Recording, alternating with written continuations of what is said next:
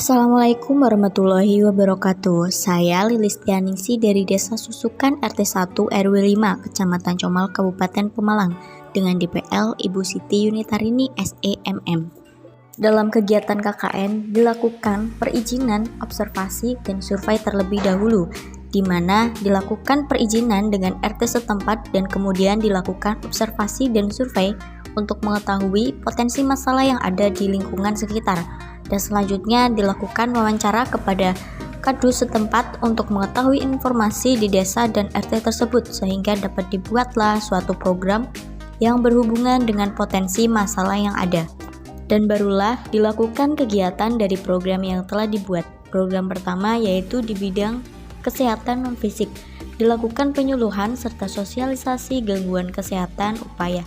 Ini dilakukan karena banyak warga mulai remaja hingga lansia belum banyak yang mengetahui sebab akibat dari suatu penyakit yang umumnya terjadi, sehingga dilakukan penyuluhan terkait informasi kesehatan dari penyakit yang umum terjadi, mulai dari penyebab, gejala, definisi penyakit, dan pengobatan farmakologi dan non-farmakologi, sehingga warga menjadi hidup lebih sehat dan berhati-hati.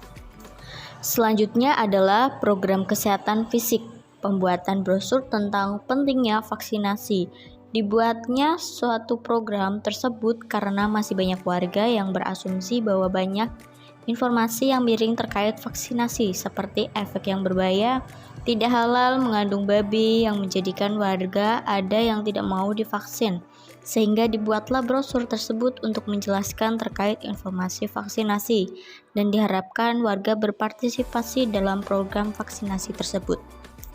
Program yang ketiga adalah peduli lingkungan fisik, yaitu pembuatan brosur tentang informasi sampah organik dan non-organik dan cara mengatasinya. Dibuatlah suatu program tersebut karena masih banyak warga yang belum memahami pentingnya daur ulang dan masih melakukan pencampuran pembuangan sampah dan membakar kedua jenis tersebut, sehingga diharapkan warga dapat memahami dan menerapkan setelah mengetahui informasi tentang sampah organik dan non-organik.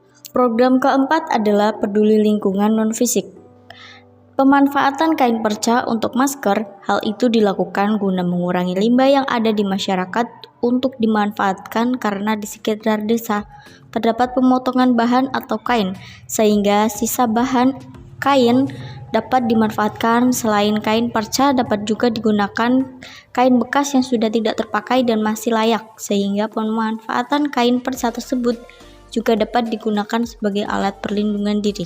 Program kelima adalah program ekonomi non-fisik, pengadaan pembuatan UMKM teh tarik, di mana program tersebut dilakukan guna memberikan peluang usaha dan penambahan penghasilan kepada ibu rumah tangga yang menginginkan pendapatan tambahan serta menginovasi para ibu rumah tangga untuk berjualan di rumahan dan dapat pula dikreasikan menjadi minuman jelly atau lainnya.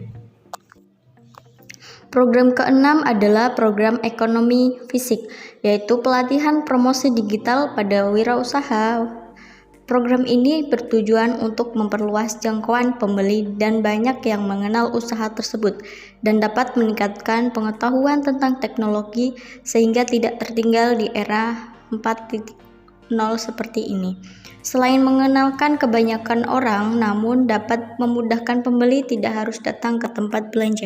Di program tersebut, para wirausahawan diajarkan dari cara pendaftaran, cara pengolahan, dan cara pengembangannya, sehingga didapatkan hasil yang lebih maksimal.